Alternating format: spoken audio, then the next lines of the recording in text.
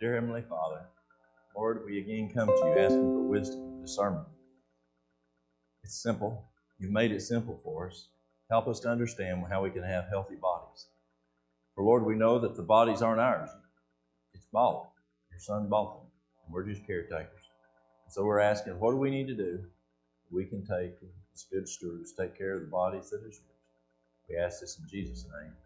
Amen. The first item I'd like to look at is diabetes. There's two types of diabetes, type 1 and type 2 diabetes. We used to call it what? Juvenile diabetes and adult onset diabetes. Why did we change the name?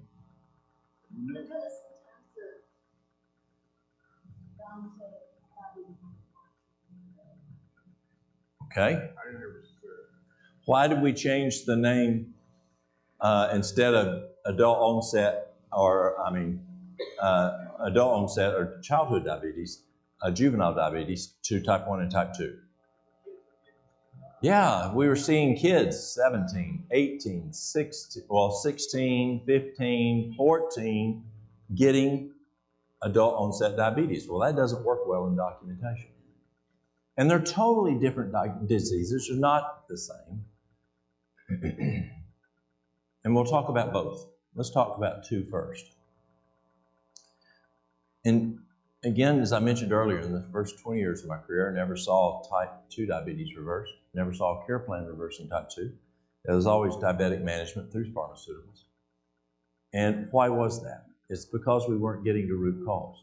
And so the first thing we got to look at is, why do we see type 2 diabetes for the most part? Well, the first you have to look at, how does the system work? Now, who grew up on a farm? Okay. Did your daddy tell you how to run a tractor? Or granddaddy? Did they teach you the anatomy and physiology of a tractor? One of the quickest ways I get a whooping was take that tractor out, not grease that tractor, not oil that tractor, not grease that implement, because that tractor is what provided the nutrition for our and helped run our farm. And pardon? I'll use the shovel. Yes. So, okay, got you. So let's look at the physiology of how the cell works with insulin and with the glucose. We have trillions of cells. And around each cell, you have insulin receptors. And the insulin receptors open up and they allow glucose into the cell.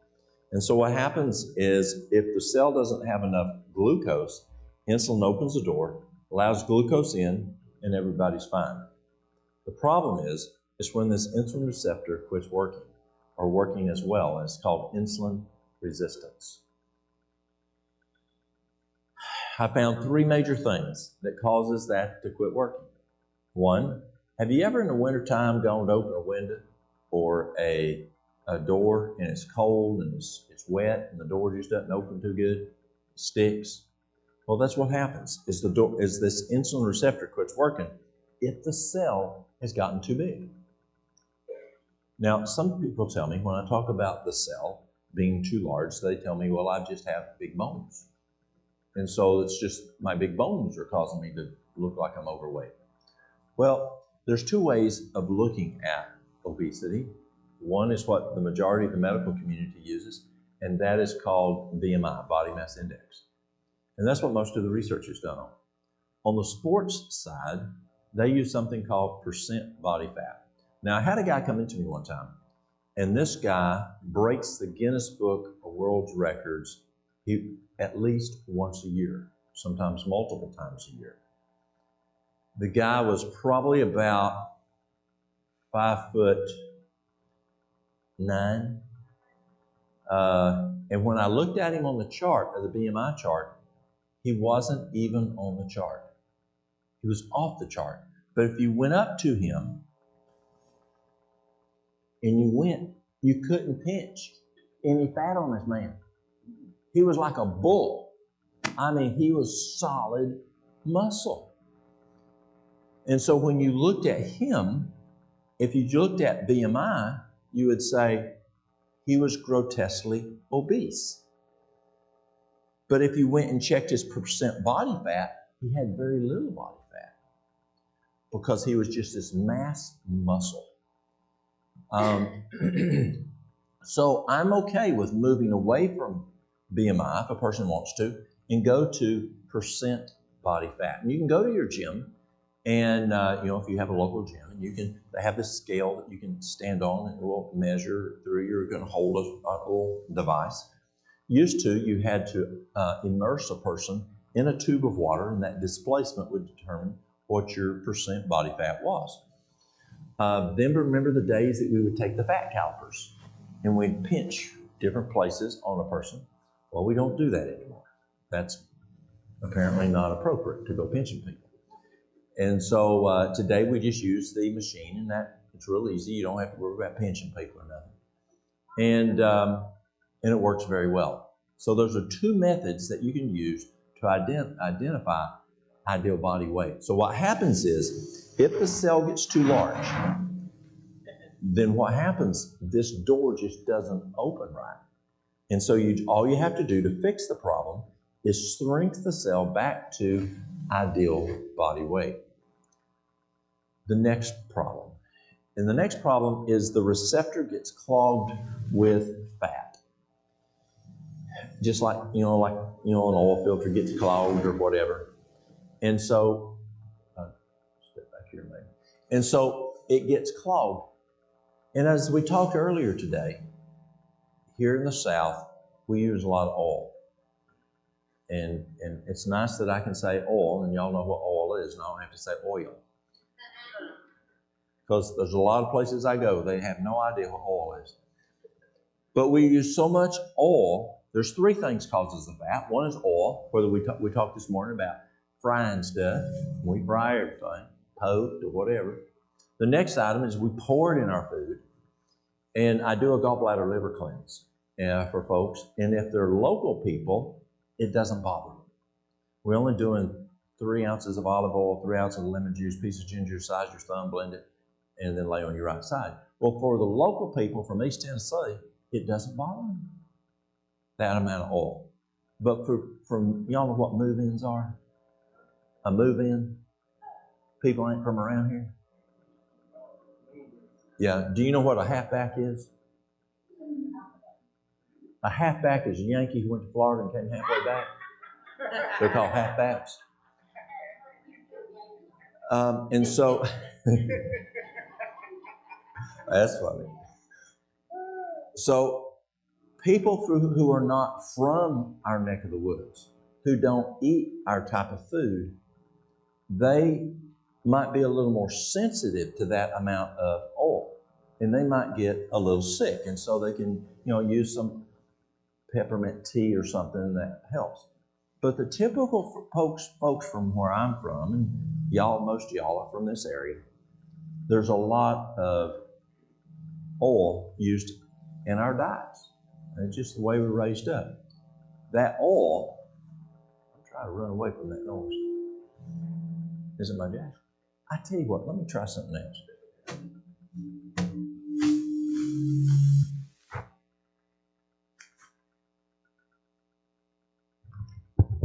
How's this? There we go. Good. So one of the ways that we get fat is from the oils that we eat. It could be olive oil. It could be whatever kind of oil that we have in our food, whether frying with it or we put it in the food. The second kind of fat that we get is from dairy. Now, dairy is a big part of a lot of the South. When we got married, I told Mary Lou I want at least 6 kinds of cheese in the refrigerator at all times. I came off a dairy farm. And then I want multiple kinds of crackers. I want always to have cottage cheese in the refrigerator. I just felt secure. When I had a gallon of milk, I hadn't even started yet, And I just drank a lot of milk, ate a lot of cottage cheese, and I loved cheese. And Mary Lou cooked with a lot of cheese because she knew I liked cheese. Well, that's fat, isn't it? sour cream, butter, yeah. And so yogurt, yeah. And so as we look, when she would make mashed taters, she would put near a stick of butter in there. She'd put, yeah, half and half, yeah. And so that was a lot of fat. Yeah. And so you want to take a look at the dairy consumption because that can cause the receptor not to work. The other problem is meat. Meat has a lot of fat. So not only did I lived on a dairy farm, and then my daddy got hurt, and so we went to beef cattle. Well, was there a lot of fat in animals? Yes, there was. And so what you have to do is take that. This is really cool. It's almost like the story of redemption. When you stop fat, it cleans itself out. It's so cool. When you stop using oil, when you stop using dairy, when you stop using meat, the insulin receptors clean out. And now they start responding again. They're no longer insulin resistant. The third thing that causes the insulin receptor not to work is inflammation. Now, Harvard found that the number one cause of inflammation is, what do you think? Processed foods, which sugar is processed. You've got, not only do you just have the white sugar, but then what is that sugar that's in so many soft drinks and pickles, high fructose corn syrup, which is a refined product. What part of the store is refined food mostly in? The middle part of the store. On the outside of the store is your healthier stuff, your fruits, your vegetables, and that kind of thing. Yes, you got frozen vegetables and fruit that's good, and you may have some canned goods that are whole foods. But it's the processed foods can cause inflammation. Another item that can cause inflammation is sleep deprivation. Sleep deprivation causes inflammation. Who's ever heard of CRP, C-reactive protein? CRP is a big. How about homocysteine? Another big measurement. I'm more concerned about your homocysteine and your CRP than possibly your cholesterol. That's a huge issue. What happens is it scars the vascular walls. Then the cholesterol you can then have some stickiness, and then you can have atherosclerosis. But we'll come to that in a minute. So in order to reverse the type 2 diabetes, we've got to address the size of the cell. We've got to address we got to clean this receptor out from being clogged with fat. And then we've got to take out the inflammation, get the inflammation away. Again, processed food, sleep deprivation, stress even can cause inflammation. The last time I was in Rwanda, I had a lady come in. Her blood sugar was, let's see here, it was 398, 39. Yeah, it's right at 400. Right at 400. She was on insulin, she was on metformin, and still had those numbers. In 14 days, her blood sugar was 115. No insulin, no metformin. The time before I went, I had a lady also around 400, insulin, metformin. In 14 days, she was at 124. So you can reverse it, or you can get the number down, but we hadn't reversed it yet. And here's what you have to do to reverse it. You don't want to just manage it. So the best program I found is there's a couple options that you can do. Here in the States, I use water fasting. We have the folks fast for 3 days. Remember Dr. Agatha Thrash? She would fast for 3 days. She would even fast for 5 days for patients that were really hard to reverse that type 2 diabetes. You can do juicing. And you say, well, juicing's not safe. That's dangerous. That's not good. You don't have enough protein. Well, who's heard of that little community college, medical school? It's actually a little bitty hospital up in Birmingham called UAB Birmingham. You know that place, that little community hospital there? They have the advanced cardiac team there that, they don't even see you unless they can't figure you out other places in the advanced cardiac team. Well, the advanced cardiac team there at UAB, which is not a little community college, obviously, but UAB has a very, very good cardiac team. And if you go there with cardiac failure, and let's say you have a very, very low EF, ejection fraction, and you're in cardiac failure, you're about to die. But see, the second major expenditure on the heart is digestion of food. And when you digest a meal, it takes 2.5 to 5 hours to digest that food based on what food you have in there. Well, when you juice, it's in the blood within 15 to 20 minutes. And so UAB, their physicians there on that advanced cardiac, the guys that wear the long coats, you know what I mean by long coats? Yeah, the long coat guys. What they found there is that there's plenty of protein, plenty of fats, plenty of carbohydrates, plenty of minerals, plenty of vitamins for that heart that's in heart failure. And they juice those patients for 70 days. See, what happens is when you eat that big old steak, when you eat a bunch of whatever, and then you have a heart attack. It's like, because it takes so much energy from the heart, it's like running up a couple flights of stairs. But the juicing, it's in the blood within 15 to 20 minutes. But it has copious amounts of nutrition. So if it's good enough for heart failure to reverse that heart failure and bring that heart back, well, we can use it for feeding. And so juicing is really good. Who's watched the documentary out of Australia called Fat, Sick, and Nearly Dead? Y'all ever watch that? I encourage you to watch that. Fat, Sick, and Nearly Dead. It's a great video. Don't watch video 2. He messed up on that one. But video 1 is a good one. In video 2, he thought, well, once you get it fixed, you can do moderation of whatever you want to eat, and then you can just retool. Now, you do what you need to do. But video 1 is very good. And where you do 16 ounces of juice for breakfast, 16 ounces of juice for dinner, 16 ounces of juice for supper. Or you can do just raw. Who's ever watched the documentary Simply Raw? Simply Raw. Dr. Cousins is the physician. It's out of Arizona, and we'll come back to that when we talk about type 1. But what they do for treating type 2s is they just eat raw fruit, raw vegetables, and it works. It's a very effective program. But the one I like juicing, and I like the Duke diet, Duke University. Dr. Walter Kempner was a German physician. He was also a PhD in, I think it was biochemistry. Kempner was a genius. He really was. And he put together a program at Duke University that was extremely effective in reversing diabetes. What you do is for breakfast, you do 3 fruits. Now, unless you go to Africa, they don't like 3 fruits. They want more than 3 fruits. I said, let's negotiate. Let's do 6 half fruits. That way they have variety, but it's still 3 fruits in volume.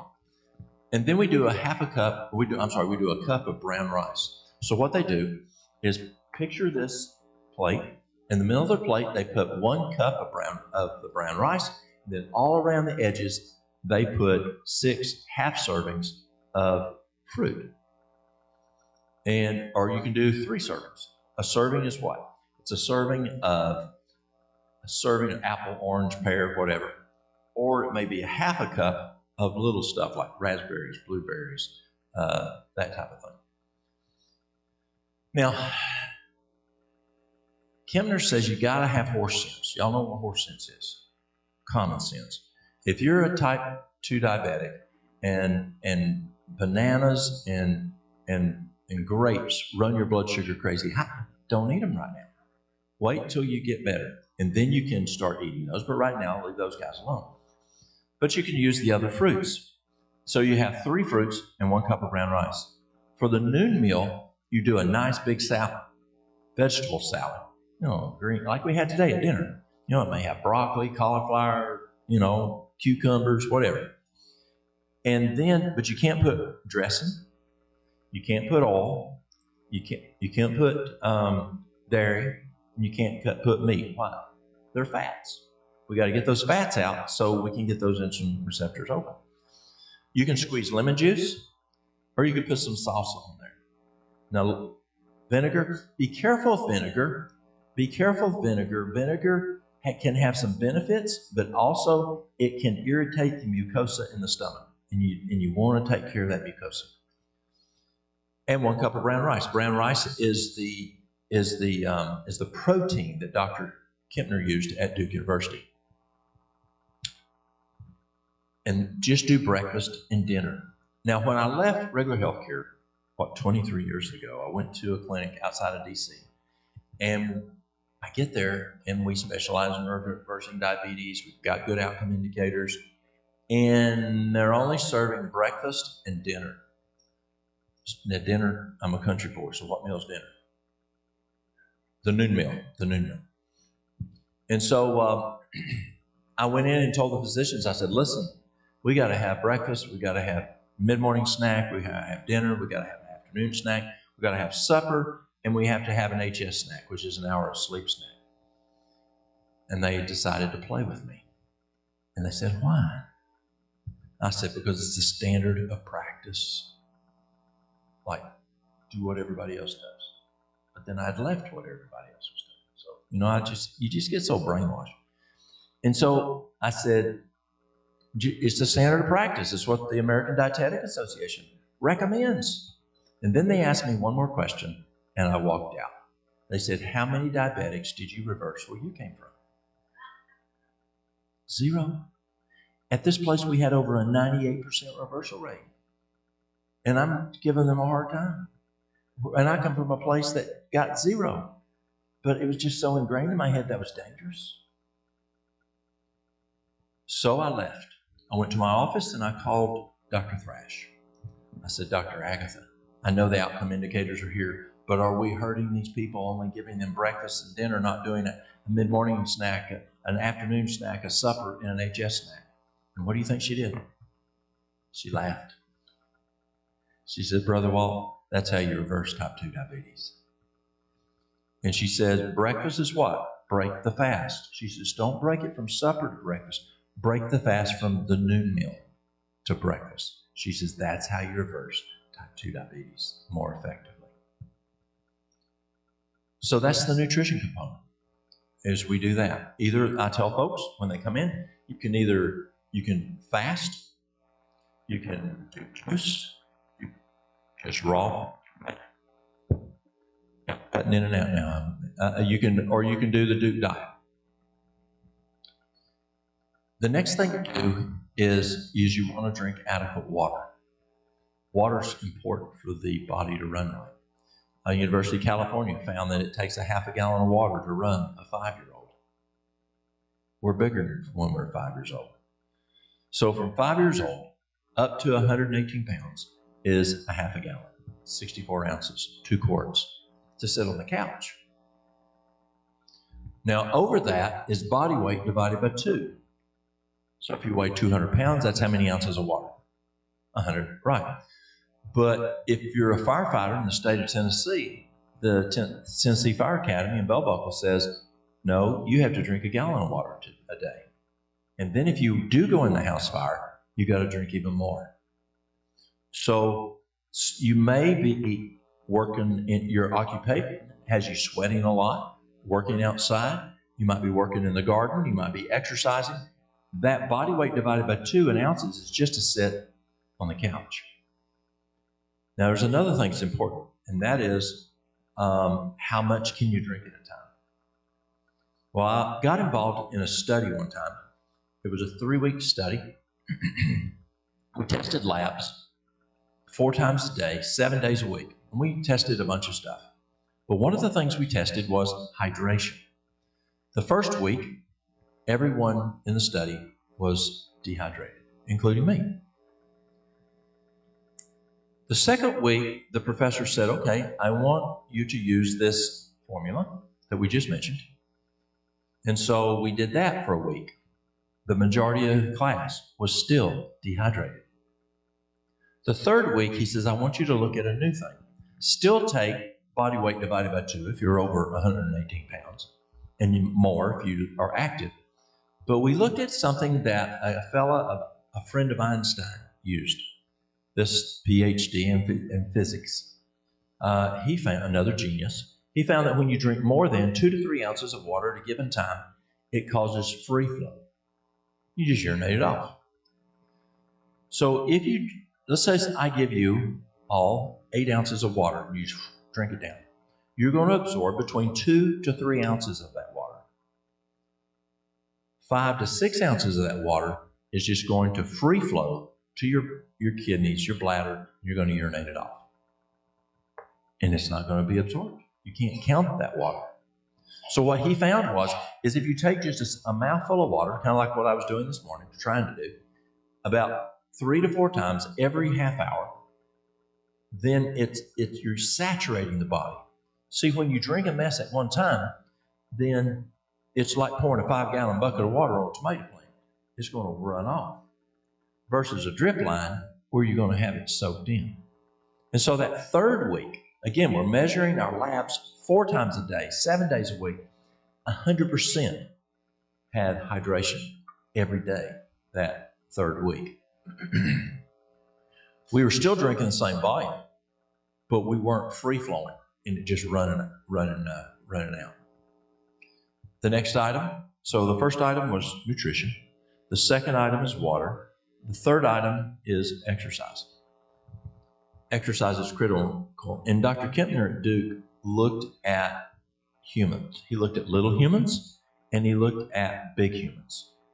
And he saw that little humans, I think this is going to date when Dr. Kempner did this, but he found that little humans would have recess in the morning, recess after dinner, recess in the afternoon. They would go home and exercise and do chores. Chores is the thing that kind of dates when he did this. Kids don't do chores like they did when we were kids. Then he thought, what if I do that same thing 4 times a day for big humans? He saw huge responses both in cardiovascular disease and diabetes and in weight loss and other health issues. He found that the human body recovers and maintains much better if it exercises 4 times a day versus once a day or 3 times a week. That's not expensive. It doesn't have a bad side effect. It just takes a little bit of time. Well, being sick takes a little bit of time. The third Kempner did is he put people to bed by 9 o'clock. Now, he didn't understand the thing. Well, I think he did somewhat understand the thing in trusting God. See, Kempner came over here in 1933. He was kicked out of Germany by his parents. How would you like to be kicked out of your country by your parents? They said, get out of here. They said, leave now. And he's going, no. They said, now, leave. And he thought, well, there's something kind of going on a little bit, but it's going to blow over. He was Jewish. His parents saw what was getting ready to happen. He already had his MD. He already had his PhD. But his parents were older and wiser. Is it important to listen to our parents? He lived. He went to work at Duke and worked at Duke his whole career. Duke University Medical Center. So he was Jewish. So he probably knew to trust in God. So that's what we do for type 2 diabetes. You stay at that until several things happen. So when I go to, whether I'm in Rwanda or I just finished a program online, you stay on that until, now in Rwanda we'll do it for, everybody stays on it for 3 months. And they don't do the juicing because they just don't have access, some of them, to the juicers. So they just do a 3-day water fast, and then they do the Duke diet for 3 months. I met a lady at Duke. Now to take this program was like $13,000 for the first visit. Subsequent visits were $6,500, and insurance didn't pay for it. Met a lady there that lost 200 pounds. That didn't happen in 3 months, 6 months, 9 months, or a year. It took a while. So it is very healthy. About moment in cardiovascular disease, another example. But you can do it long term. And you stay on this program until you have ideal body weight, you have a normal A1C, which is 5.6 or less, and you have a glucose that's less than 100, and you're off all medications. Your diabetes is reversed. Now you can go to the maintenance program. So I look at it as two components. It's Sunday afternoon. You're driving out through the country. You're driving along and you look out and, ooh, look at that. That's a super MTA. Anybody know what a super MTA is? Anybody? It's a farmall tractor. A farmall tractor built back in 1953. It's a nice tractor. But it's just sitting out there, not being used. Yeah. Put it in reverse, back up, drive up the driveway, drive up, knock on the door, little lady comes out, and she says, "Can I help you?" You say, "Ma'am, what you doing with that old tractor out there? Honey, if you'll take that thing, you can have it." "Yes, ma'am. I'll be glad to." And you call a wrecker or back, and they haul it off. Well, is it ready to use? No. You've got to restore it. You've got to grind the paint. You've got to, grind off the rust. You've got to sand it. You've got to take it down to bare metal. You've got to, fix those rust spots. You've got to sand it again. You got to put either tire pawl or you got to put Bondo and sand it and back and forth, and you're going to prime it and sand it and prime it and sand it. Then you're going to put multiple coats of paint on it. You're going to change the seat. You're going to put new tires on it. You're going to work on the engine. But once you're done, do you still put a grinder to it? No, because it's been restored. Now you go to the maintenance phase. But in the restoring process, you're to fix it. And as you restore it, it's a little more challenging. The grinder and the sandpaper and the time. But is it worth it? Absolutely it is for that super MTA. And so, but once you get there, then you just go to a maintenance where you just put new oil in it every so often. You keep them tires taken care of. You take care of that seat. You maintain that. And so I use the Cornell diet for maintenance. So I use the Duke University diet to restore, and then I use the Cornell University diet to maintain. Now, what is the Cornell diet? We mentioned this morning, forks over knives, plant pure nation. Y'all watch that. What the Health is another video on this. And what it is a whole food plant with variety. And that's important. Whole food, plant-based, variety. and this morning we talked about variety is important. But Dr. Campbell was very, very much into it's got to have variety. Why do you need variety? We're not dogs.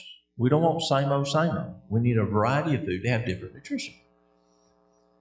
And so that is whole food. That means it's not processed, plant-based, and variety. And then that's what I use for the maintenance program. Any questions on type 2 diabetes? Yes, you can use berberine. You can use Genema sylvestre, fenugreek, cedarberry, blueberry leaf, peachtree leaves, basil, holy basil, cinnamon. There's all kinds of herbs that you can use that stabilize glucose. But what are you doing? You're masking and managing. You're not reversing. You get to the root of it. So, pardon?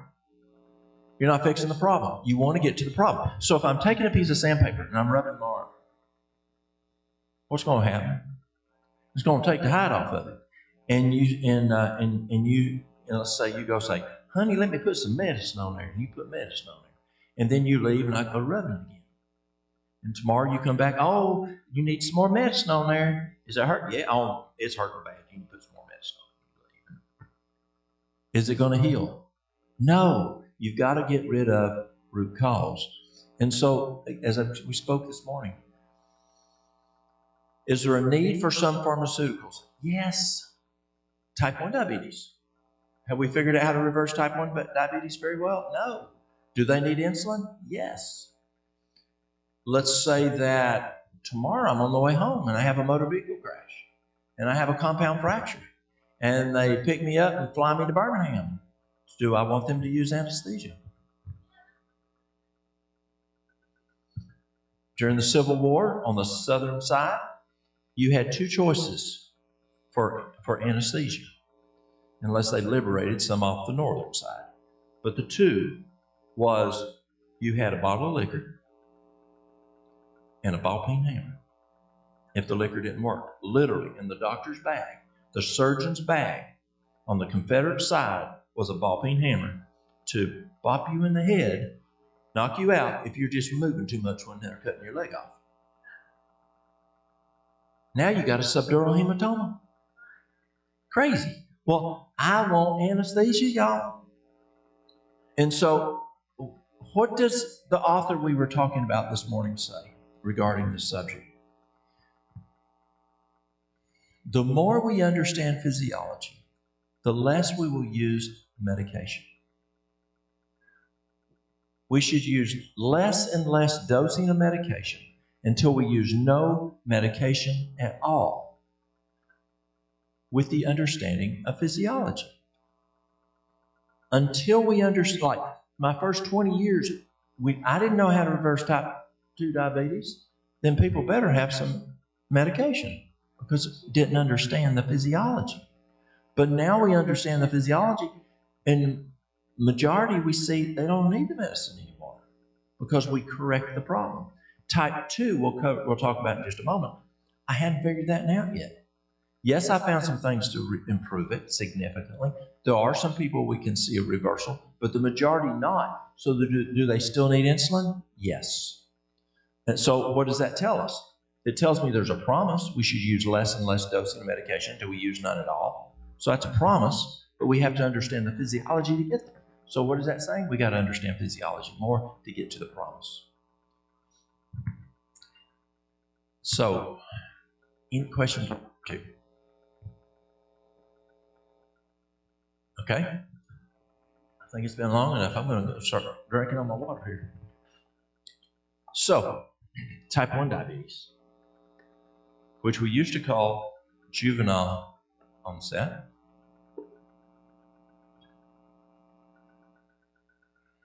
Who knew Dr. Milton Crane? Milton Crane was at Loma Linda. He was at Weimar. Very, very brilliant man. He, back years ago, he told me, he said, Walt, you can reverse type 1 diabetes if you catch it in the honeymoon period. What's the honeymoon period? At that time, it was within 12 months. He says best if you can catch it within 8 or 10 months of onset. Today, we're told honeymoon period varies based on patient. But here's the problem. Crane said parents aren't watching the children. Parents are not their children. Their school teacher is, or the neighbor kids are, kids are raising kids. And so when that child starts showing signs and symptoms of type 1 diabetes, when we can, as Barney said, nip it in the bud, parents aren't paying attention.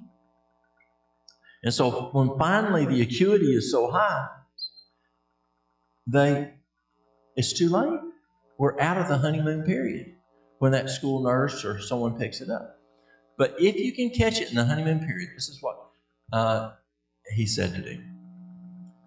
Number 1 is stop the root cause. Can anyone guess what the major type 1 diabetes? Dairy. Cornell University, when I took courses from Cornell, Dr. Campbell taught us that dairy increases the risk of type 1 diabetes by 1,100%. 1,100%. They also taught us this at Cornell, and this blew my mind coming from a dairy farm family. Dairy is the most significant chemical carcinogen ever discovered. Now we're going to talk about cancer in a few minutes. Dairy is the most significant chemical carcinogen ever discovered, according to Cornell University and Cambridge University in their research. That's significant. It was discovered in the China study. So this has been for a while. Yeah. Well, for two reasons. One, they don't want to know it. Two, the dairy industry is very powerful. How many of y'all watch Forks Over Knives? So Forks Over Knives is the most comprehensive, Forks Over Knives is a documentary on the China study. The China study is the most comprehensive nutrition study ever done. No. So Campbell grew up on a dairy farm, had beef cattle, southwestern Virginia, has a hypothesis that we need more dairy and we need more protein and we need more meat in order to be healthy. He gets the backing of the American Dairy Association, the beef cattle and the meat, Cornell, and he goes into the most comprehensive nutrition study ever done, 20-some years. So as Campbell goes into it, the studies start coming back. And he's seeing exact opposite of his hypothesis. So what does he do? Now this is something very important for parents and grandparents to hear. This is something very important for parents and grandparents to hear. As he's trying to make this decision, who's taking statistics? Who's took stats? We learned how to play with the numbers, didn't we?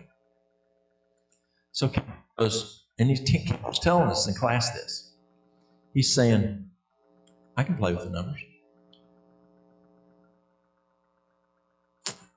He wants it to be true because that's his personal hypothesis. He went into it that that's the truth. That's what he wanted it to be. It's what Cornell wanted it to be. It's what the media industry wanted it to be. But he kept hearing this voice. It was his father's voice when he was a little boy. Colin, never lie. Colin, never lie. That was his name, T. Colin Campbell. Never lie. Dr. Campbell made the decision to print the China study as it was from truth, based on him, he said, hearing his father's voice saying, Colin, never lie. Is that not something important for a grandparent and a parent to think about? What we teach our children and grandchildren? That is amazing. We have the China study today because of his father telling him, Colin, never lie. We have the word plant-based because T. Colin Campbell is the one who coined the term plant-based. I'm not a vegan, y'all. My shoes are leather. I'm plant-based, which is quite interesting. Quite interesting. So as we look at type 1, also at Cornell University, we found that they used dairy and they turned on cancer cells, turned off cancer cells by taking it away. Give it, cancer cells came on, take it away, it goes away. Turning on cancer cells on and off by giving dairy, taking away dairy. Giving dairy, taking away. And that was hard for me because that's what I grew up in. But it's the truth. When you look at dairy, we're the only mammal that drinks milk as an adult. We're the only mammal that drinks milk from another mammal. It's a total different protein, dairy milk, than human milk. So it's not even the same nutrient. Dairy, my dad took agriculture he actually took animal husbandry, dairy as a degree at UT when I was a child.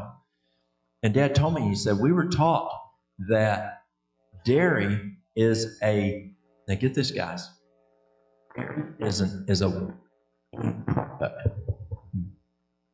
weight gain product for calves, to put weight on calves. So if you're wanting to lose weight, that would be like you going down to the pharmacy and saying, give me some weight gain product. Because it's meant for that mammal to gain weight rapidly. And then you're drinking that, eating that, and it's actually, you're fighting it. Just like sandpaper and medicine, sandpaper and medicine. So number one, Dr. Crane at Loma Linda says you have to take away dairy, because dairy is the number one cause of type 1 diabetes. It has to do with the islet cells. Number two, you use the New Zealand study of niacinamide. Niacinamide is a type of B3. You can go online, type in, Google type 1 diabetes, New Zealand study, niacinamide. And it will tell you how many milligrams to kilograms of weight. And it really wasn't a heavy dose. It was a very low dose. And that would also help. Thank you, sir. The third thing that he would do, which blew me away, because it's just the opposite of what we normally do, he says you have to exercise the child aggressively after each meal. We normally don't do that because you would think it would disrupt digestion. But as a therapeutic, he found it to be beneficial in reversing type 1. Again, taking the child off dairy, using niacinamide, and exercising aggressively after the meal. That is how he would, if he could catch it in the honeymoon period, especially, he said, 8 months or less, you have the greatest success. But I have people who come to me with type 1 diabetes, and let's say there's 60, 80 units of insulin a day. It is not uncommon to see them go to 5 to 10 units of insulin. Is that an improvement? Are they off the insulin? But is it better? Absolutely. And so the way you do that is the same thing we do for the type 2. Put them on the Duke diet, bring them to ideal body weight, exercising, and basically what you're doing is you're having them follow the 8 laws of health.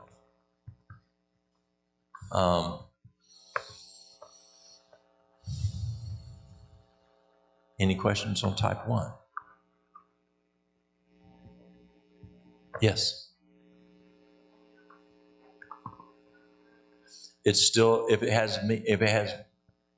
has cow's milk in it, yes. Yes. If you're wanting to move to a formula, then and you can't nurse, we'll come back to that, I would recommend goat's milk.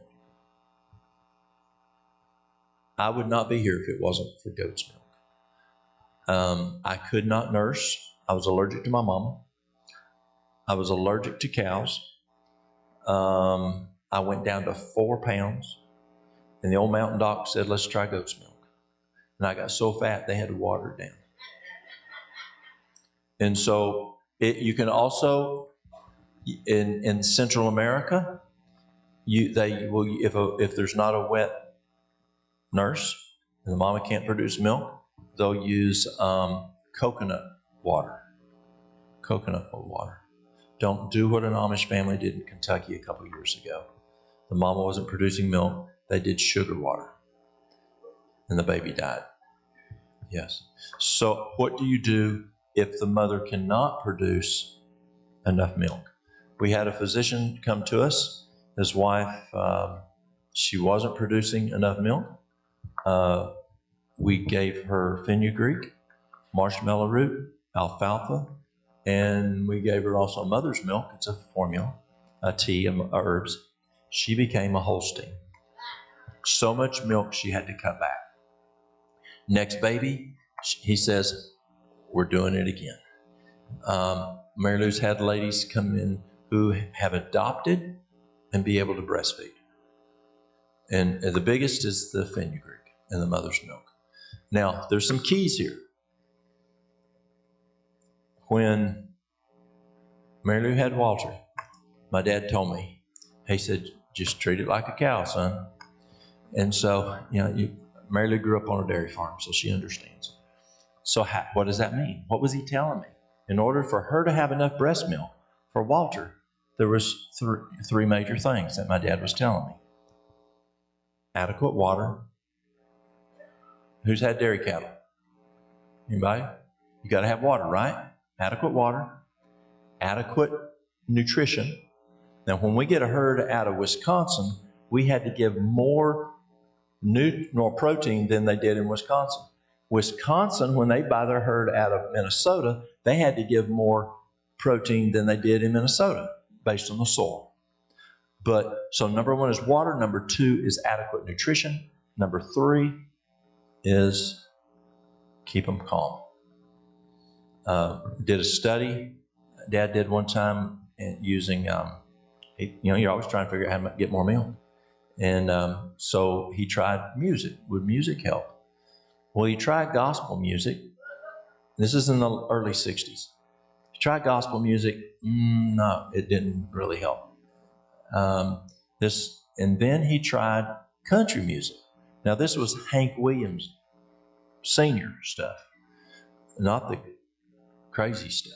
Well, even then, but anyway, lower milk production. And then there was this new kid on the block. His name was Elvis. And Dad tried Elvis music. That was the lowest production in pounds. You measure milk in pounds. It was our lowest production day ever. And he he played Elvis, both milkins. We did 2 milkins. And then Dad tried elevator music. Elevator music is classical music. And we got the best milking we'd ever got. So from that point forward, Dad played elevator music in the dairy parlor. No yelling, no hollering, no dogs barking. Shh, keep old Bossy quiet. Keep her calm. Her milk, Dad would say, her milk will drop better. I don't know, you ever hear your dad say milk will drop? And so the same is true for humans. Give her good nutrition. Give her adequate water. Let her be calm. Don't be all agitated. Yes, there's some questions now. Yes.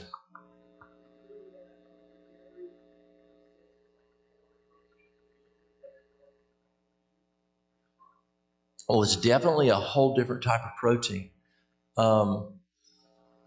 Rat protein is probably the biggest disparity. As we look at proteins, we surely don't want to be drinking rat milk. But all the different milks has different types of protein. And dairy protein is just totally different than the human. Can it cause autoimmune issues? Yes, it can.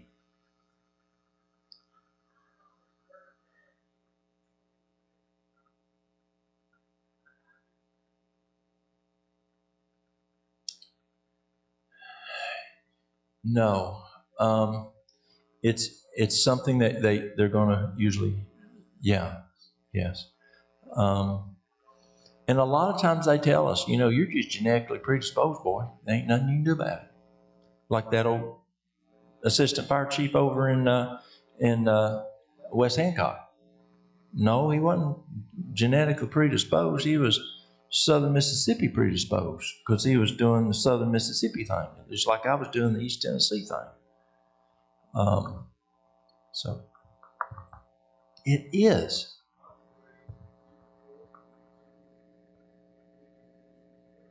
And so that's what your daddy ate, your granddaddy ate, and so, that must be genetics because you got the same diseases as them.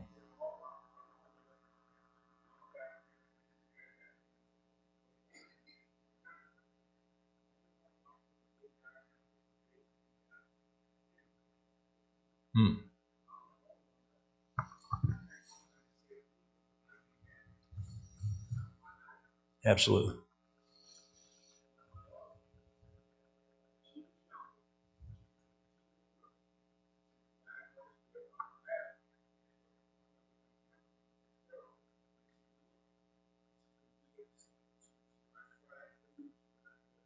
Mm-hmm.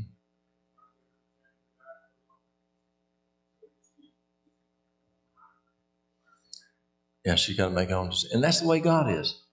Did God make Eve do stuff? Did he make Adam do stuff? Did he make Cain do it? If God don't do it, how can we do it? No. There's a question over here.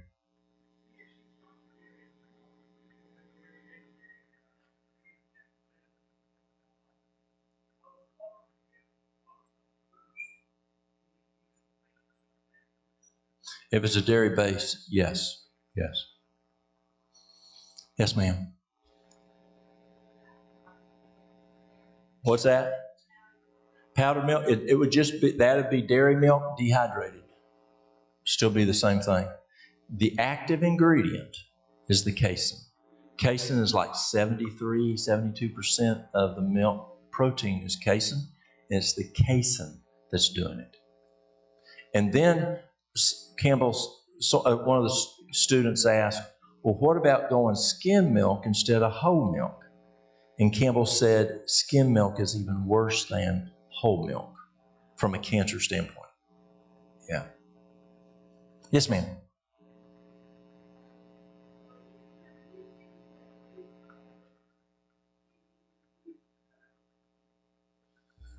In the Duke diet, you would want to stay away from coconut milk at that time. You want to just drink water because it's got quite a bit of fat in it. And right now you want to clean everything out. But you can get to there in the maintenance program. Yes. Any other questions? All right, let's look here. Let's go to, well, that was good. We did that in an hour.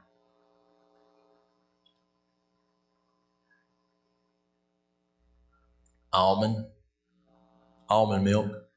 Mary Lou makes almond milk, and it's good. It is good. And we bought an almond milk machine, then she makes her own. It tastes better when she just makes her own. Yeah. And that's actually the key to the smoothies when we were doing smoothies in our store was the almond milk that she makes. It's delicious. All it has is almonds. It's got water. It's got dates and just a dash of sea salt with it. That's it. And maybe vanilla. Yes, ma'am.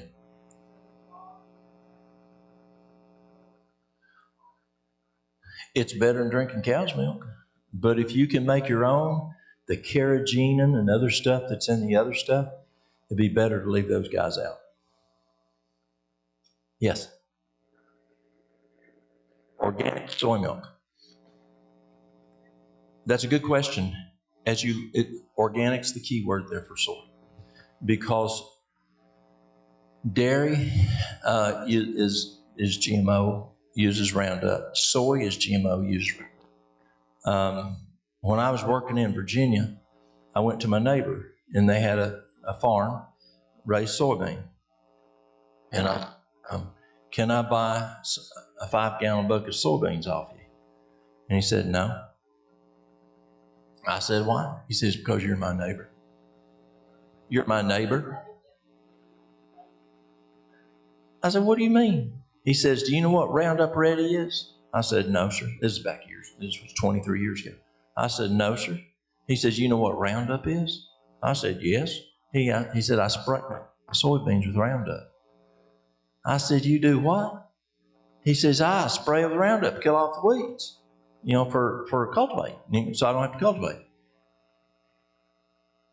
And I said, then it's on the soybeans. Yes, that's why I won't sell it to you.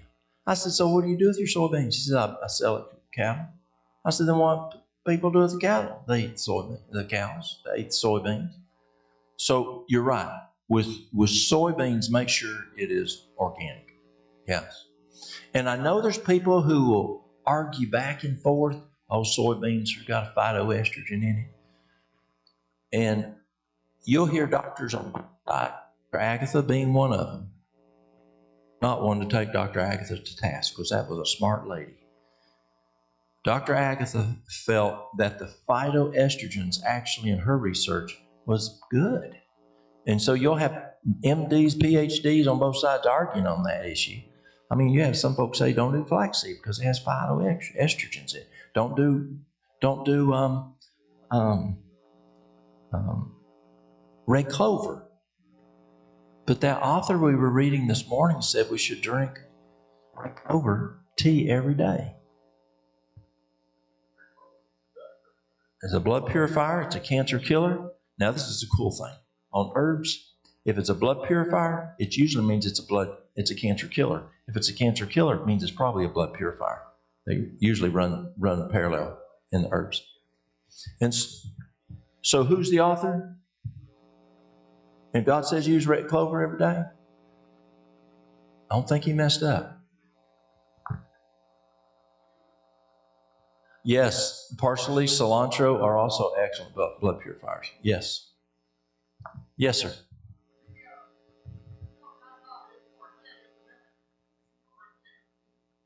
Well, organic means that what that cow ate didn't have, what's that now?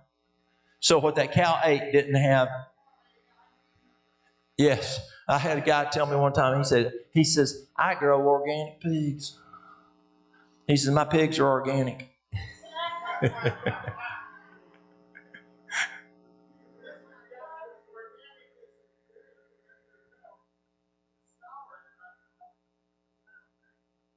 I didn't catch that last sentence.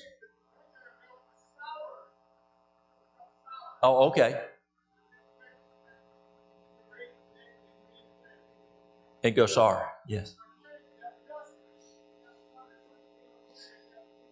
I don't know what about the siren, but I can tell you that when I finally quit drinking dairy, it almost tasted like I had a formaldehyde taste to it to me. It's just totally different from the milk that we dipped up on the farm. Yes.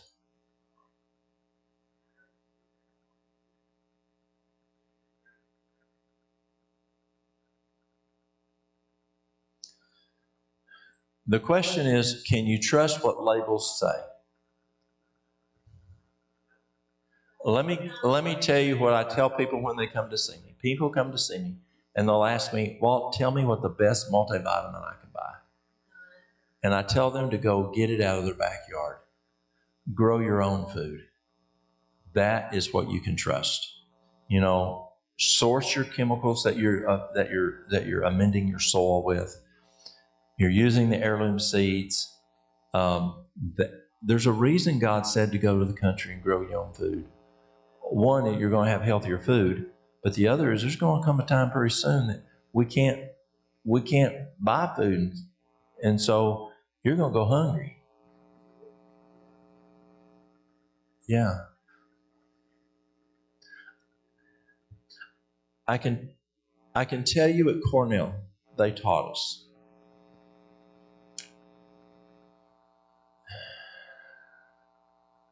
Here's an example. It was Kellogg's, is who it was.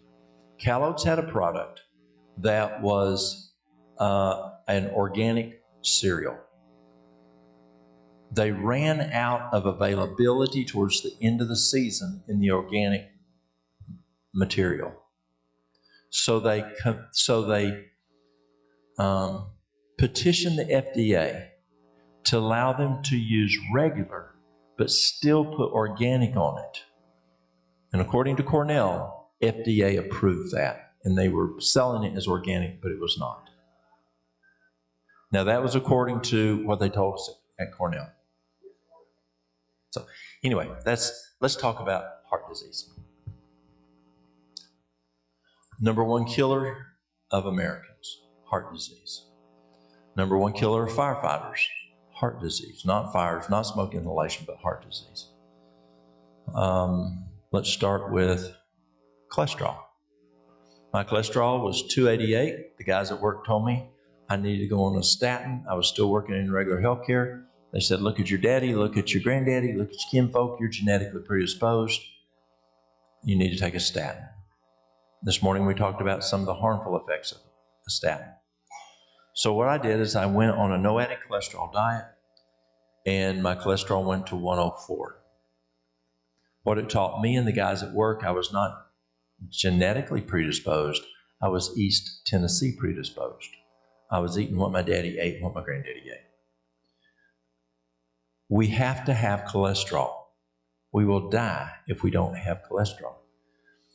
But God made it to where we have the right amount of cholesterol for the most part. When He made it that way, and if our bodies operate properly, then we will. You've got your bad cholesterol, your LDL, your VLDL. You've got your good cholesterol, the HDL, which is the cops, gets the bad guys, puts handcuffs on them, takes them to jail, and the body keeps it working just fine. So let's say that let's say that your kitchen sink has a hole about this big that the water comes out. And then you have a hole about this big that the drain is. You can turn on both spigots, and as long as the drain is not occluded, it won't overflow. But let's say that I come into your house and I start pouring in 5-gallon buckets of water. More than that sink was engineered to discharge. Y'all get it? It's going to overflow. God engineered our bodies to deal with the amount of cholesterol that our body makes to keep the right amount of cholesterol so we don't fester so we do fester. And a bunch of reasons. So what happens is we can see this in third world countries. Let's just use Rwanda. When I go into the rural area of Rwanda, they don't have problems with cholesterol. But when I go into Kigali, where they're eating affluent, they got high cholesterol. But before 1990, what was it, 2, 3? Before the genocide, Rwanda wasn't like it is today. I mean, Kigali was not as it is. President Paul has built it up. But before, they didn't have the cholesterol problems. But as they became affluent, they started eating what's called the affluent diet, eating a lot more. They then have a lot of cholesterol. So what do you do to get rid of the cholesterol? So we can say, if it's got a mama, don't eat it. But it's not just that. But that's a big part of it. So let's go to my favorite sandwich, a tomato sandwich. Does the bread have a mama? No. We'll come back to the bread. Does the mayonnaise have a mama? Do the eggs have a mama? Okay, so the eggs have cholesterol. Does the tomato have a mama? Does the lettuce have a mama? Does the cheese have a mama? That's Elsie. So there's cholesterol. Does the bacon have a mama? That's Miss Piggy. That's got cholesterol. Does the pickle have a mama? No. Does the salt have a mama? So that's how you tell. If it comes from an animal, it's got cholesterol. I don't care what kind of animal, what part of it. If it comes from an animal, it's got cholesterol. What about the bread? Well, Dr. William Davis, a cardiologist, he found back in 1990 that the American wheat was getting super hybridized. And how did that affect cardiology? He was a cardiologist. Well, Dr. Davis found that the original wheat over in Europe, which is around 14 chromosomes, didn't have a problem with raising LDL. But the American wheat, which has 42 chromosomes, it's super hybridized, it raises LDL. So you could have high cholesterol even as a total vegetarian because you're eating bread. So you could go to like a millet flax bread, go to something that doesn't have American wheat, or you can buy something like jovial wheat, which is a wheat comes out of Italy. There's another thing that doesn't have a mama that can raise your cholesterol, and that is cashews. Cashews. Cashews are not a nut. It's a fruit. Cashews, a lot of people move to cashews when they go to a plant-based diet because it's richer. Cashew butter, cashew cream, cashew milk, cashew loaf, cashew. And so what happens is cashews lower HDL. When you lower HDL, your LDL is going to go up. And the LDL is bad. So cashews are fine if eaten every once in a while. But if you eat cashews a lot, that can lower your, I say can. And you can find that out real easy. I had a person that came in this week, and her cholesterol's not the best. And so we were looking at ways, and I said, well, cashews can could be the issue, but let me look at your HDL. Her HDL was 80-some. Are cashews messing her HDL up? No. So cashews isn't a problem with her. So you've got to look at the numbers. The key is what's the numbers doing. Yes, you can use a product called it's called red. Let's see here. You could use red yeast rice, which you don't want to use red yeast rice. I don't like it, but it will work. But red yeast rice is it's a statin. It's a plant statin. So you still have to use CoQ10. You can use something called Cholesterol Pro, which has, I forgot the name of the fruit. Starts with a B. Can't pull it. It's a fruit from South America. It's a cross between an orange and a lemon. But it's a fruit, and I like it the best. It lowers cholesterol, raises HDL, lowers triglycerides, lowers cholesterol very, very well. Cholesterol Pro by Now, N-O-W. And I don't remember. I'll have to think of what the name of the fruit. It's a fruit. And then there's something called It's called Listeril. Listeril. I think that's the name of it. And it has garlic in it, a very strong garlic. And garlic raises HDL. That's what happens. And it works pretty well too. How do you raise HDL? Garlic, exercise.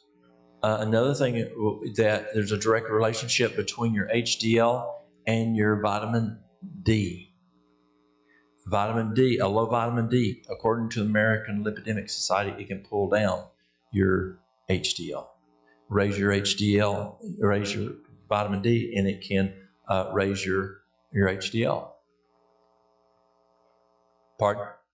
They run together, a direct relationship. Mary Lou, do you remember the fruit in the Cholesterol Pro? Starts with a B. Bergamot.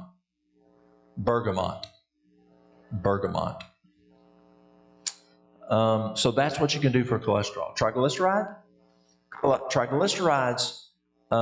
things that can raise triglycerides are sugar, eating a lot of sugar, stress, oil, and eating meat. I had a girl come in, 14 years of age. She was Colombian. Triglycerides were way high in her labs. And I asked her mother, I said, does she eat sugar? She says, nope. She was homeschooled. She didn't want anywhere else. Nope, we don't do sugar in our house. Does she have a lot of stress? No, she ain't got stress. Does she eat meat? Nope, we're plant-based. Does she eat a lot of oil? She goes, that's it. This little girl would just pour olive oil on her food. And I said, let's try something. So for 5 weeks, the girl didn't do olive oil. And in 5 weeks, her triglycerides were normal based on her blood work. Yes? There's hyper and hypoglycemia. I'm glad you asked that. That's low blood sugar. So let me go back and answer something. When a person has diabetes and their blood sugar is going up and down and up and down, a low blood sugar is not diabetes. A low blood sugar is one of two things, basically the same thing, but looked at two different ways. Either you've taken too much medicine for the amount of food you've eaten, or you haven't eaten enough food for the amount of medicine you have taken. I was teaching in what's your town that starts with a T? No, where you're Tuscaloosa. I was at Tuscaloosa. That's where your university is, right? Well, it depends on whose university. UAB. Yeah, it was between, where I was teaching was between Mercedes and Tuscaloosa. And so I'm teaching Sunday afternoon. It was after dinner, and I get a phone call, and it was fire department related. I answered it, and our assistant fire chief had driven off the side of the mountain. with his side-by-side. Type 2 diabetic. He had taken his insulin that morning, had not eaten breakfast. He didn't eat his lunch, or we call dinner, and he just bottomed out driving and drove off the side of the mountain. He passed out and drove off the side of the mountain. That's because he hadn't done what? Taken too much medicine? Well, yeah. He hadn't too much for the amount of food he ate, and he hadn't had enough food for the amount of medicine he'd taken. So is that her problem?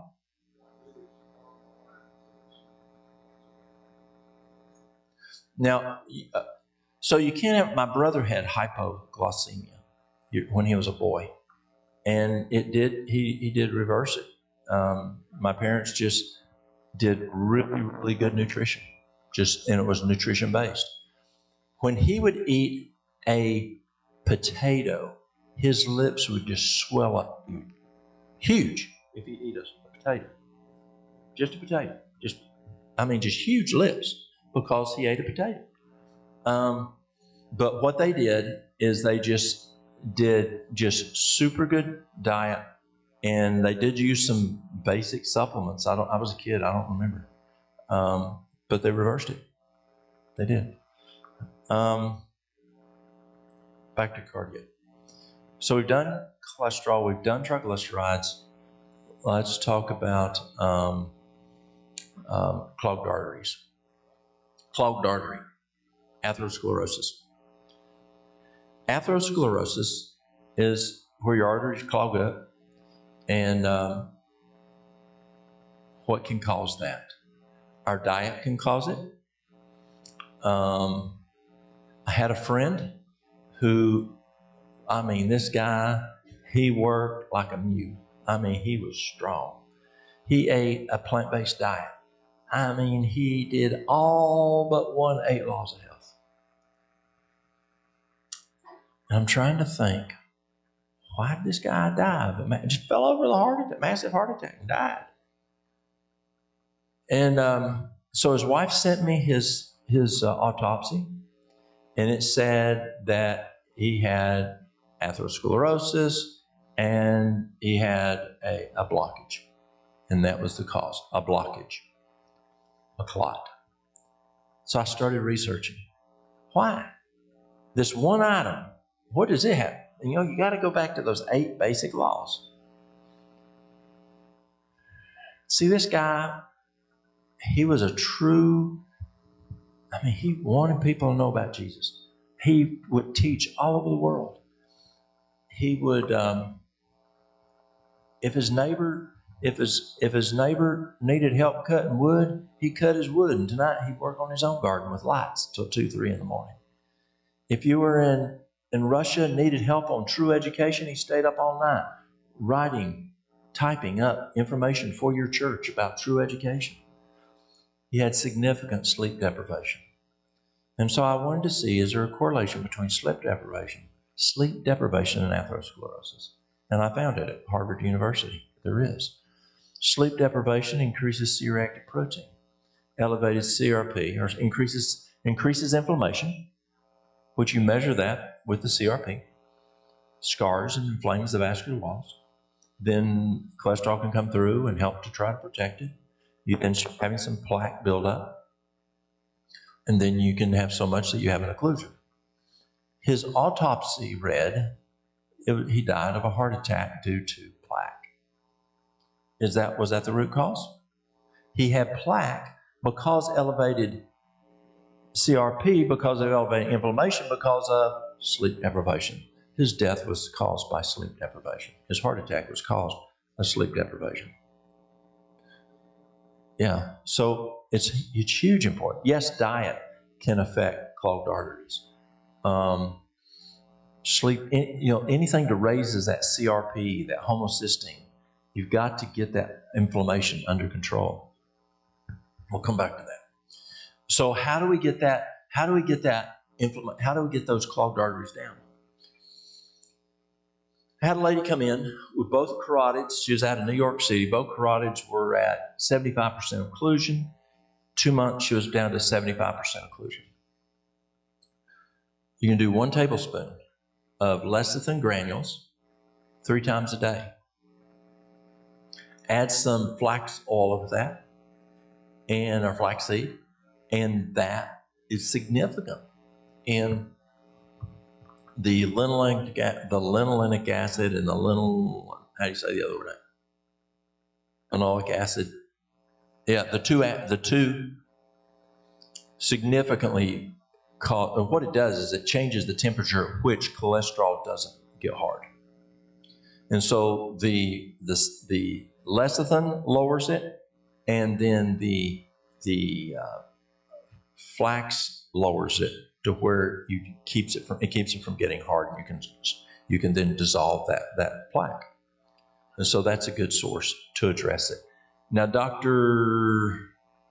Esselstyn, remember Esselstyn? Esselstyn found that if you'll go 1.5 years plant-based, you can have some pretty good success at reversing atherosclerosis. Blood pressure. Blood pressure is huge out there. And the number one cause of hypertension is stress. Stress raises cortisol. Stress lowers potassium, and boom, you have hypertension. Hypotension. Okay. That's low. Yeah, that's low. Yeah. Yeah. Take a look at something called hawthorn berry. Hawthorn berries help with hypotension and hypertension.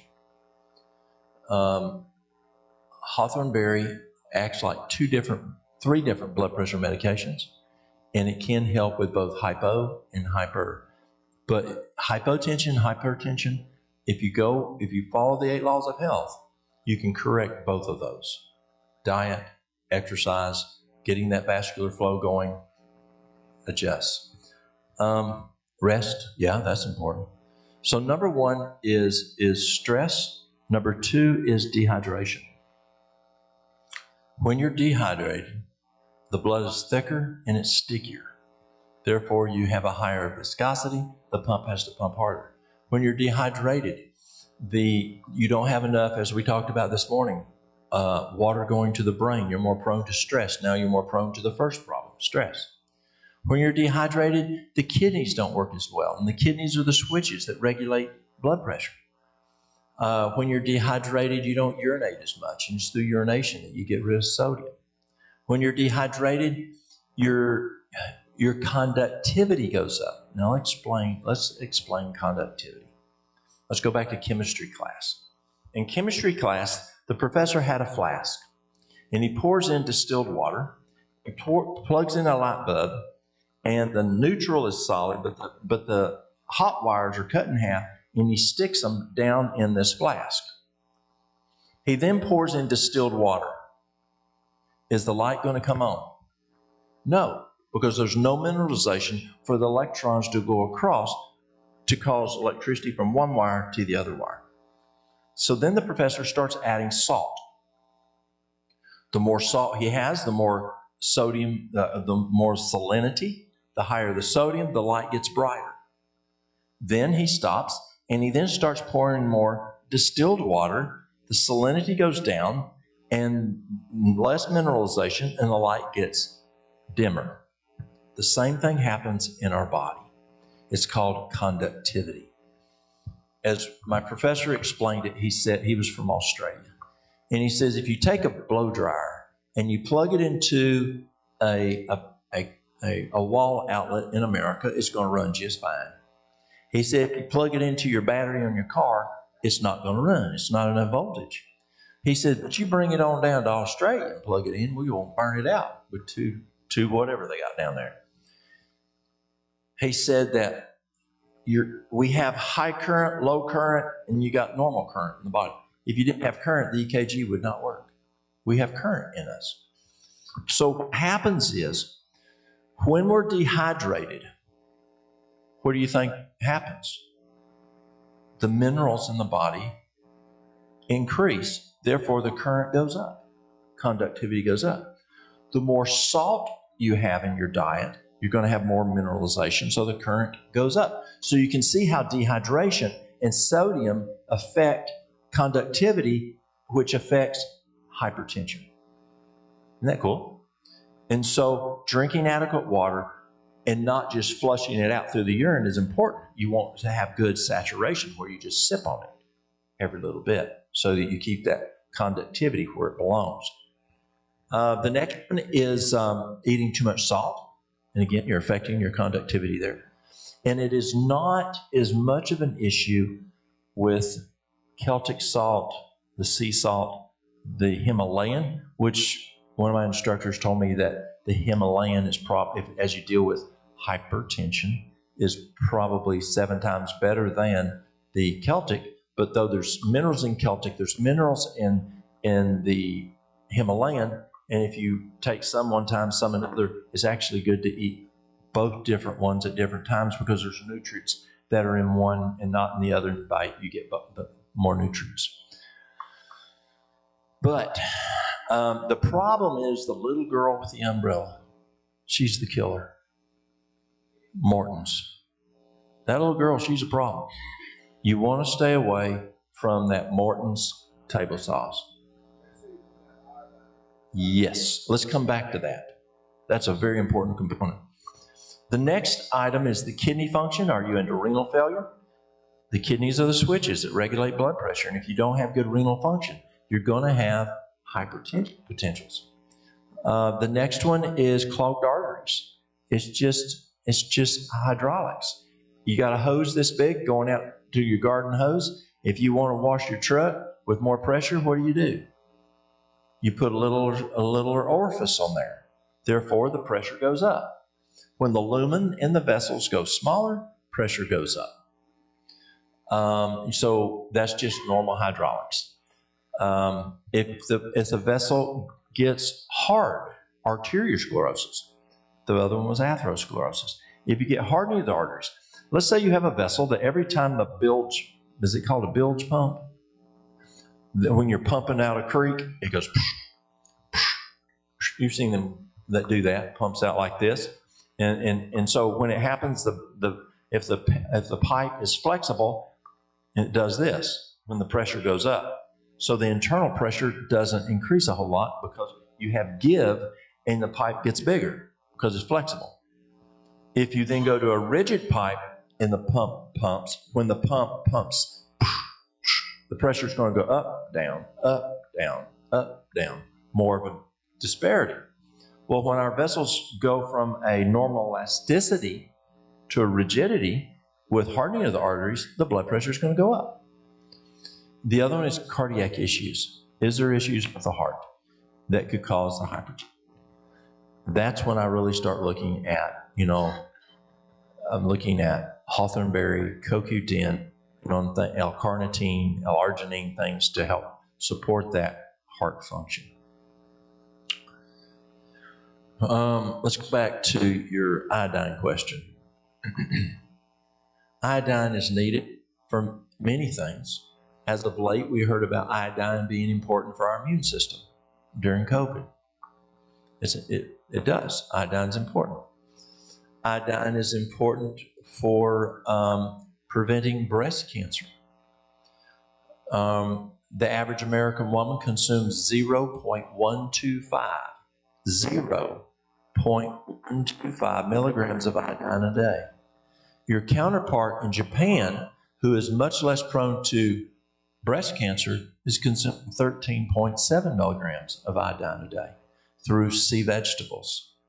We find that ladies in America who go to 12.5 milligrams of iodine, like Lugol solution, potassium iodine, significantly reduces her risk of breast cancer.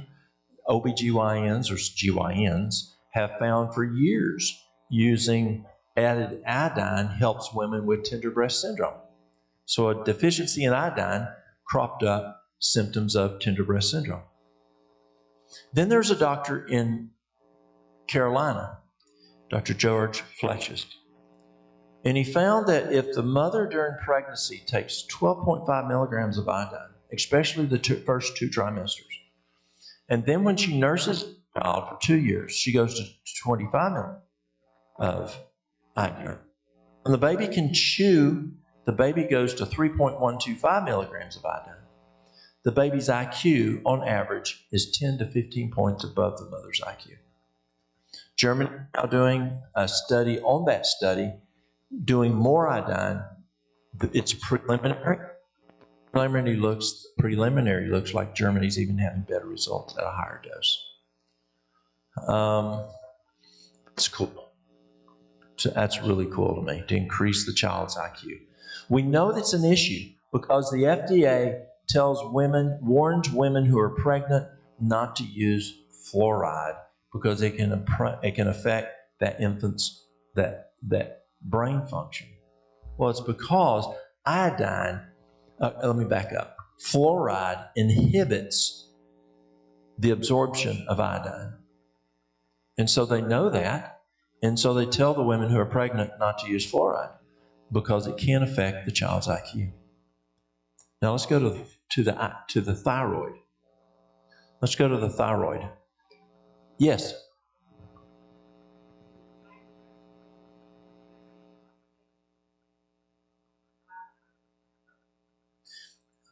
A lot of times it does. A lot of times it does. It can help. When you just start treating the body like it's supposed to, it adjusts both ways, I find. Yes. There are some herbs that you can use that are for hypotension, but if we can get it just under lifestyle, that's what I'd rather do. Mm-hmm. Yes. Exercise could possibly help there. Also, for thyroid, we're still working on iodine question. Thyroid, 4 no's on thyroid. No chlorine, fluoride, and iodine. Fluoride, and iodine. Fluoride, chlorine, and iodine. Bromide. Fluorine, chlorine, and bromide are smaller on higher on the periodic table, and they're smaller than the iodine, and they can affect the thyroid's absorption of iodine.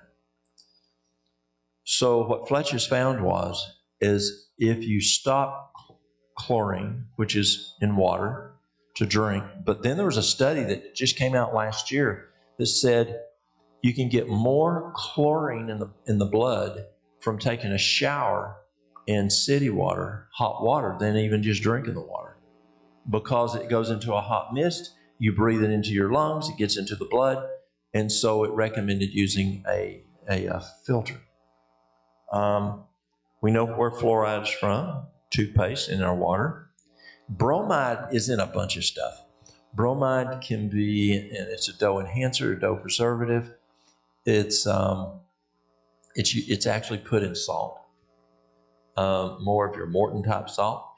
It's in soft drinks. It's in all kinds of preservatives. So you want those 3 not to be used. 3: chlorine, fluoride, and bromide.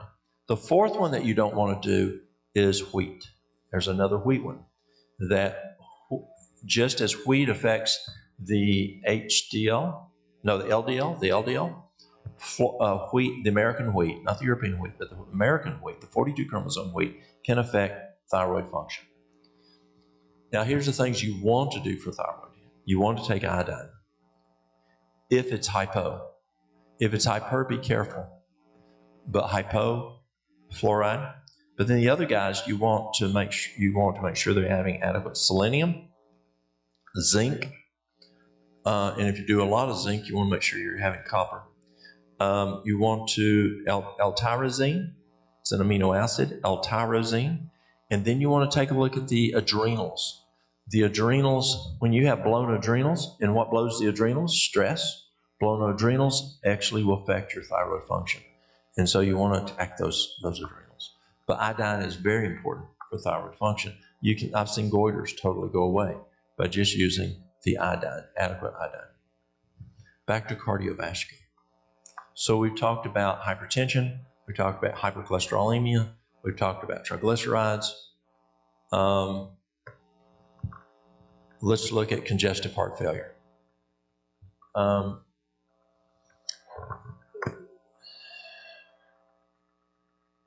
3 years ago, 3.5 years ago, Mary Lou started having some issues and some wheezing and some crackles when asleep. So we got a chest x-ray done, and the radiologist said COPD, chronic obstructive pulmonary disease. Well, there's only 2 diseases that fall within that. Used to be 3, asthma, but that's out. And so it's either going to be emphysema or it's going to be chronic bronchitis. And because her father was a heavy smoker, they assumed that's probably what it was as she grew up. So we started going from a lung standpoint, building, trying to support the lung function. Got worse. So I said, we got to take a look at this. So a friend took a look at her. Here's the thing to be careful of. It's in the same system that looked at the x-ray. So he says, well, let's look at the x-ray. Yep, the radiologist says it's COPD, probably what it is. Didn't get a fresh look. Well, there was some discoloration, but assumption. So she comes back to the office. Later that afternoon, he calls me on my cell phone. He says, Walt, I think Mary Lou has what my wife died of 2 years ago. Get her back down here. So I get her back the next day. They do a complete cardiac workup. She's in congestive heart failure. And we actually ended up coming to UAB. They did before we came to UAB, they did a heart cath, and the guy walks in and he says, have you ever used this drug before? She says, yes. She says, I used it 44 years ago as a chemotherapy drug. It's called the Red Devil, adriamycin. It's called the Red Devil, adriamycin. And he said, I could tell because the damage in your heart is from that drug. That is what's taking out your heart. He said, I wish it was as simple as a stent, but it's not. He said, your vessels look squeaky clean, is the words he said, squeaky clean. He says, you're in heart failure because of that drug you took 44 years ago. It's average at UAB. They tell us that normally it affects a person at 10 years to 15. The longest UAB had ever seen was 25 years. Mary Lou now has the record at UAB for 44 years. When we got to UAB, they check her out, and her left ventricle movement was this much. That's it. Her EF was 1015, and they sent her straight over to the hospital from Kirkland Clinic and they eventually put her on the heart transplant floor. Her mitral valve had so much regurgitation, they told her she would not live a year without putting in a new mitral valve. But you can't put a new mitral valve in unless you have an EF, ejection fraction, of 35% or more. Her EF is a 1015. And they said if we put a new valve in her now, she'll die because there's not enough pressure to open it. So that's then why they said they wanted to look at a heart transplant.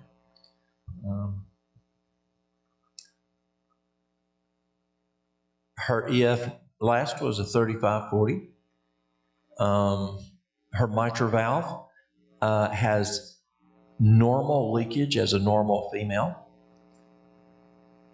They're not even worried about the mitral valve anymore. Her left ventricle has shrunk down significantly that the leaflets now on the mitral valve can flow. And the left ventricle is almost shrunk down to normal. what do you do? How do you do that? Well, number one, what does it? God does. God does. Prayer. Is she still having problems? Yes. She still coughs. You hear her cough. But she's getting better. A 35-40 is a whole lot better than a 10-15. We haven't opened our deli back. You know, I've chosen her over the deli. We'll wait a while. But the heart is improving. The best diet I have found for congestive heart failure is the Duke diet. There's a guy, it was actually my father, called me, and he said, back a number of years ago, and he said, I was just pulling off the Fletcher exit, that's where I was. And he said, they told me in Nashville that my EF is a 20. Dad was already having heart attacks, multiple heart attacks before in his 30s. And here he is in his, at this point, he's in his 70s. And they said, you have less than 3 months to live. You're going to die. And so I went to Nashville and I shared with Dad the Duke diet. And we did Hawthorne, Q-tip. We did Dandelion, which we did with Mary Lou. And Dad was on that diet for 1 month shy of 6 years. He died from COVID. Probably could have kept going. I asked him one time, or multiple times, I said, Dad, are you not getting tired of this diet? And he says, yeah.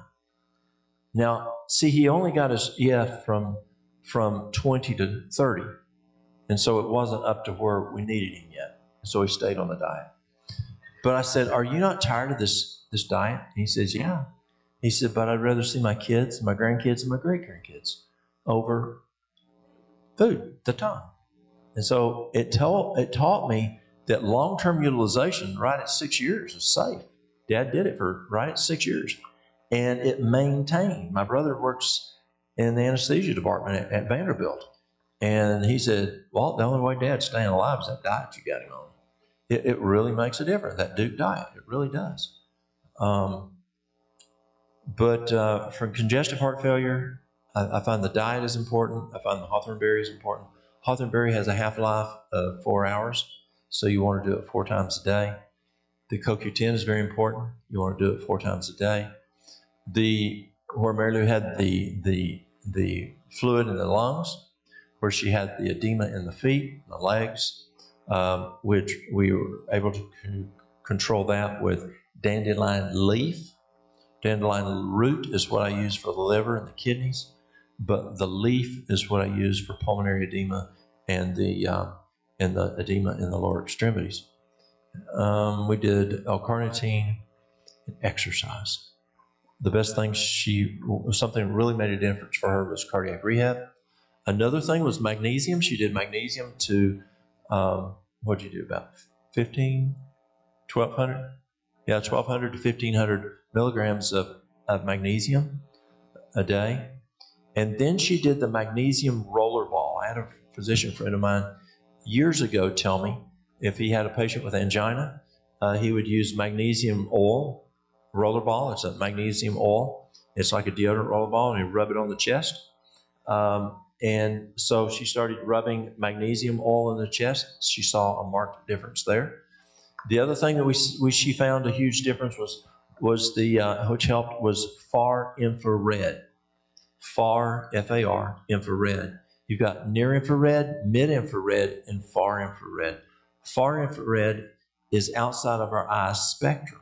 Now, we used near and mid for years for cancer and different things. But far infrared, we can't see. Insects can see it, but we can't see it. Like dogs can hear things we can't hear. But far infrared changes the water molecule in the blood to where you have better perfusion. And that's what Mary Lou needed, was she needed to increase the perfusion in her heart and the rest of the body because she only had an ejection fraction of 10, 15. And so to increase that perfusion to the heart, to strengthen that heart, the far infrared took what she had and multiplied it with the far infrared. It's a great tool for heart failure. We use it for other things, for bone healing and We had a lady come in and she had a fractured arm, and she had it in a hard cast, a lot of pain. After the second day of 20 minutes in the far infrared light, the pain left. Orthopod told her that it wasn't healing. He was going to have to do surgery. At 5 days after doing the far infrared with us, she went back to the orthopod, and he checked her, and she was having bone healing. A good friend of mine, he's internal medicine over in North Carolina. He had a young girl come in, tib-fib fracture just above the ankle, and the orthopod said had to have surgery, and did the 20 minutes of the light, 20 minutes of the sauna, 5 days for 2 weeks, went back to the orthopod, had healing, didn't have to do surgery on the little girl's leg. Just a lot of good benefits we find with the far infrared because you're increasing perfusion. That is the key. Yes?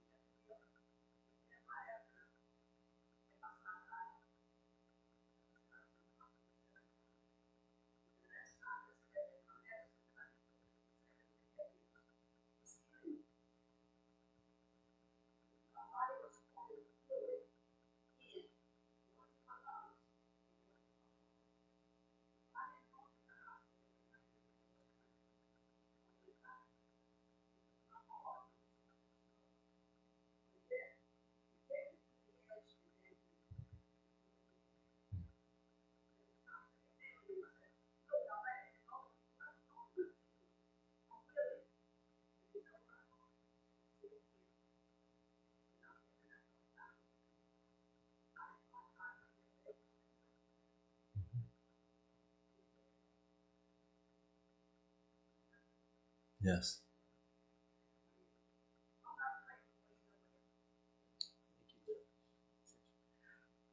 I've been given the responsibility to just give you a break for a second. I understand you're supposed to start at 4 o'clock for a whole other session.